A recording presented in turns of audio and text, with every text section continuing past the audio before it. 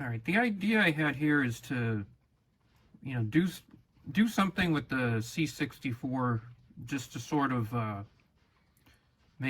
move towards some sort of control system to, I don't know, do different things, maybe measure the RPM of a lathe I have that doesn't have a RPM meter on it, or I have some ideas for, kind of a weather vane that you could hook up to the C64 and get an idea which way the wind's blowing, and some other things, some basic control systems.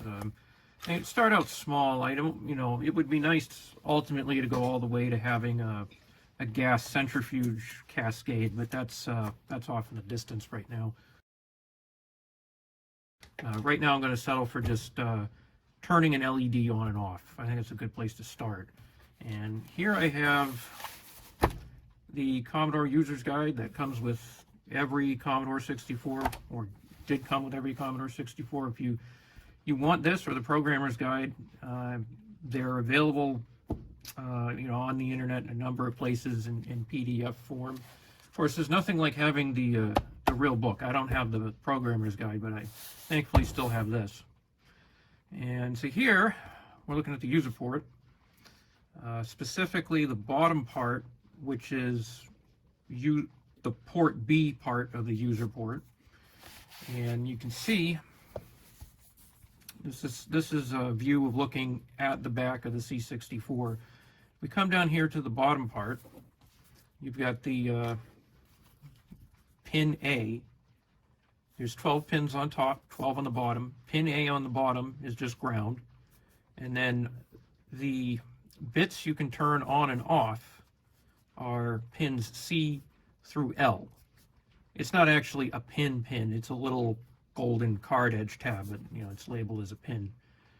And the way you do this, as I found in other videos, is the first thing you have to do is switch the port to out, to right, or turn the port on. And you do that by going to the data direction register.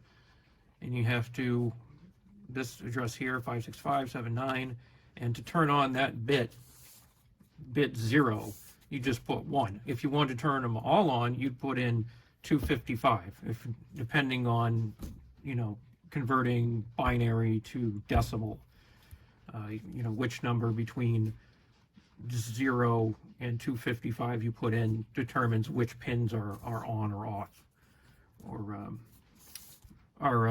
the data direction register either points to read or write. And then here, to turn the actual pins on or off, you can just go to 56577, and just to turn the first bit 0 on or off, you put comma 1, or to turn it off, comma 0. And again, you do the same thing if you want to turn on and off these different pins here. And the circuit is really simple. It's just this pin C here and pin A, which is ground, and this is 5 volts when you want it to be, or 0 volts when not, and just 200 ohm resistors, which I estimated.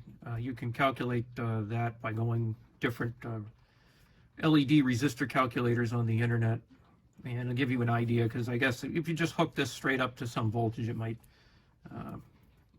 destroy the LED. And then just the LED, and then the negative side of that goes back to ground. And you can vary the flashing of this LED by turning C on and off. And in theory, if you go look in the future, if instead of an LED we have, say, an actuator here, you might be able to vary the speed of an actuator or motor by toggling this on and off at a given frequency. And the thing I came up with for the first project is I'll run the LED off of the user port, and then I will program this joystick here. Depending on which way you push, it will increase or decrease the frequency of flashing of this LED. And that's it. I mean, just a very basic control system, open-ended, in that you have a person pushing this back and forth to do whatever you want.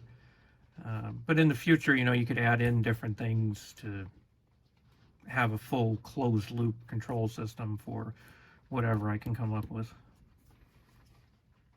This is the video where I got the basic idea of how to do this. You can see this person at Retro Game Coders named Chris Garrett. He's got a project where you can set up a blinking LED light using driven off the user port of the Commodore 64. So this is a good video to check out.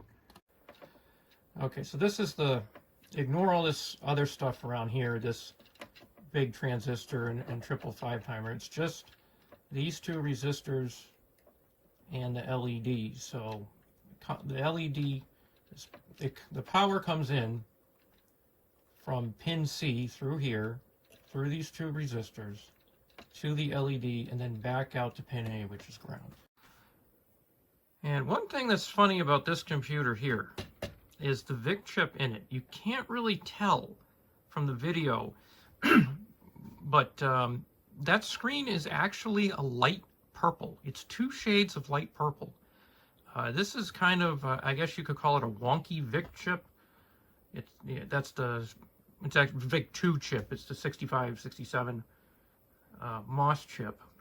For some reason, this chip just does that. It can't make certain colors.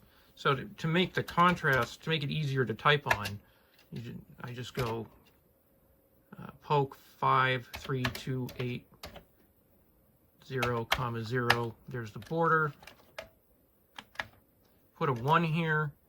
There's the screen. Now it's a lot easier to see. And then if I do Commodore key, or I do Control 2, I get white. Or if I do the Commodore key 2, I get green. And then I can kind of pretend like it's an Apple 2E or something like that, or some computer that's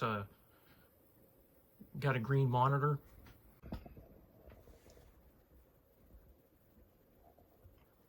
And I'll hit enter.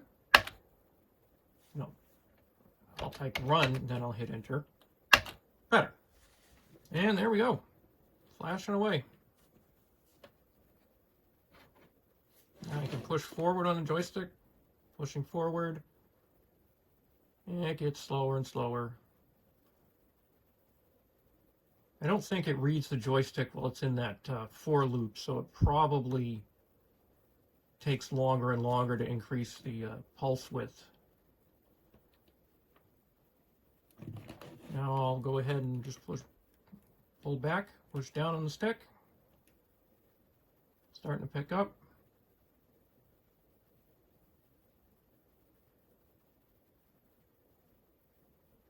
There we go. And then there, the pulse width, that for loop at that point is just 1 or 0 at that point. So that's the fastest the computer can turn it on and off. So that's about it. A simple program and a simple project.